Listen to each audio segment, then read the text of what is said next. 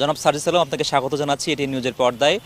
শুরুতেই আপনাকে অভিনন্দন জানাই, আপনারা যেটা বড় বিজয় ছিনিয়ে আনলেন ছাত্র সমাজের পক্ষ থেকে, এবং সেই বিজয়ের নিশ্চয়ই আপনারা একটা বড় অংশীদার। সে বিষয়ে আমরা এটি নিউজের পক্ষ থেকে আপনাদেরকে অভিনন্দন জানাচ্ছি।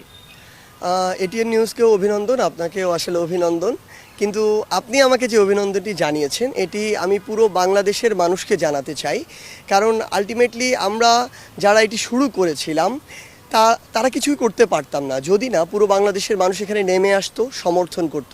যদি না ওই 5ই অগাস্ট আসলে পুরো বাংলাদেশের মানুষ বিভিন্ন জায়গা থেকে ছুটে এসে কিংবা পুরো ঢাকা শহর সহ আশেপাশের মানুষ রাস্তায় নেমে না আসতো, এই গণঅভ্যুত্থানটি না হতো।